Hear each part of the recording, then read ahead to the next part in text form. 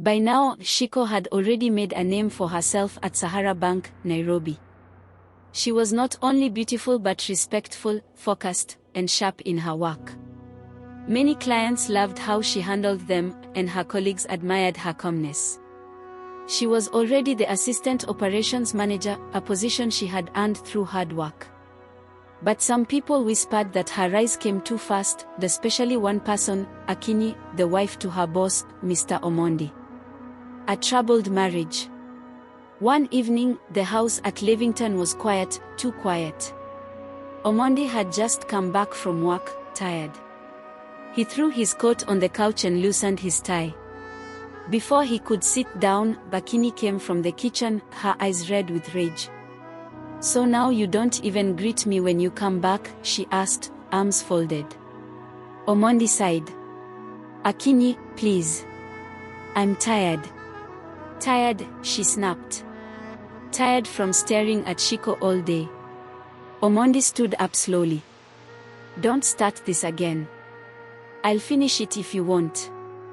That girl, that village girl from you brought her here, gave her a job, and now you're promoting her like she's your wife. She deserves it." Omondi shouted. "She works harder than anyone in that office, including some of the lazy men." "You're defending her?" Akinyi's voice cracked. "You don't even talk to me anymore. You come home late, no conversation, no attention. But Shiko, you talk to her all day, smile with her in the office, buy her lunch." "Akinyi," Omondi roared. "You're the one destroying this marriage. Not Shiko. You spend your days in casinos, gambling money like water, sleeping God knows where with that police officer." The room fell into silence. Akinyi's eyes narrowed. "You've been spying on me?" she asked quietly. "No, Akinyi. I just have eyes. And I'm not stupid." The gambling problem. It was true. Akinyi had a dangerous addiction to gambling.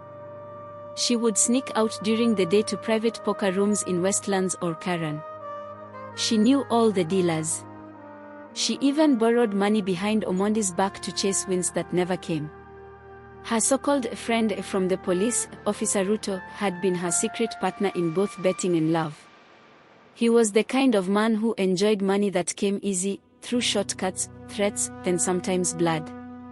The 2 million shillings mistake. One hot afternoon, Akinyi found herself in a deep hole. She owed nearly 900,000 Kenyan shillings to some dangerous gamblers.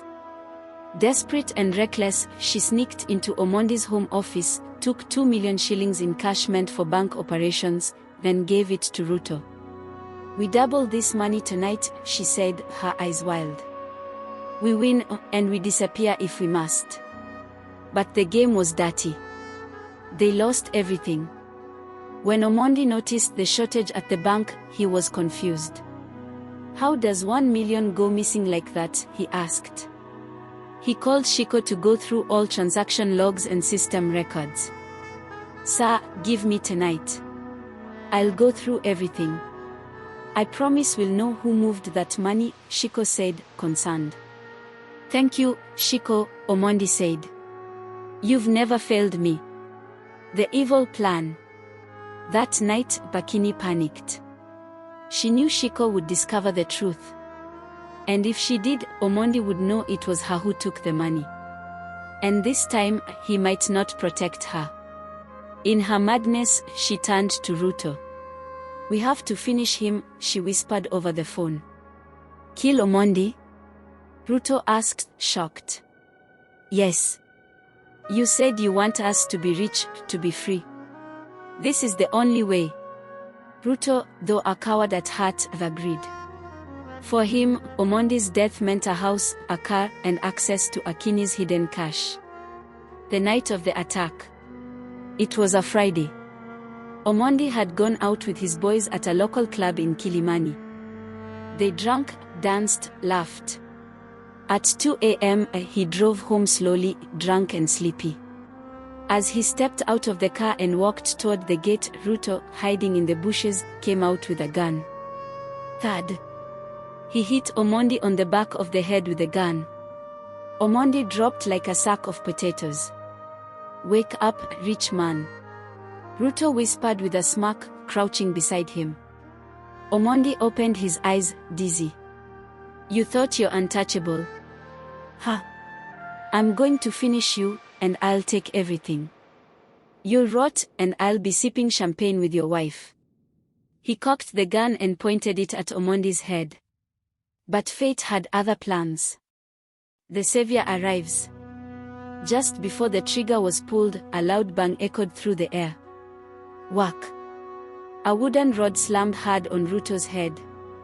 He fell forward, stunned. It was Shiko. She had passed by Omondi's place on her way home, wanting to deliver the findings of the cash loss. She saw the drama at the gate and acted without thinking. "Sir, are you okay?" she cried, helping him sit up.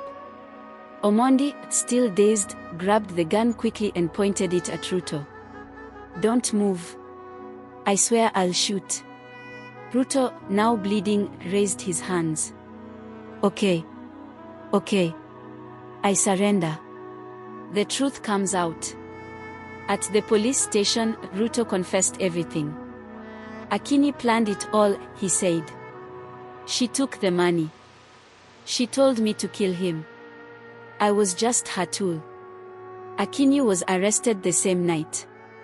The news shocked everyone in the estate. Friends whispered. Family stayed away. It was a scandal of the year. Forgiveness, but no more love. A few days later, Omondi visited Akinyi in jail. She was crying, broken.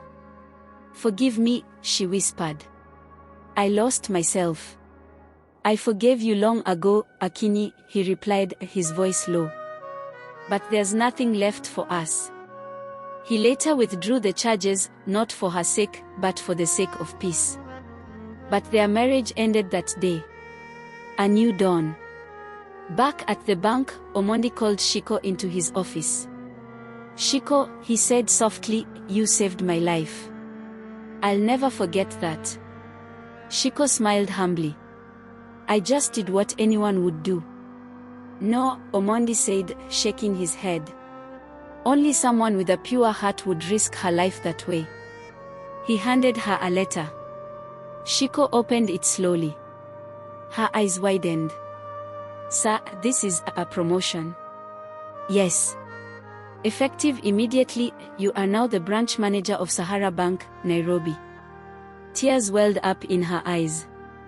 That night, she stood by her window in her small apartment in South B, looked at the stars, and whispered, "Mama, your daughter is going far." To be continued. Episode 3. Will Ruto escape from prison? Will Akinyi seek revenge? Is there more than friendship between Shiko and Omondi? Stay tuned for episode 3.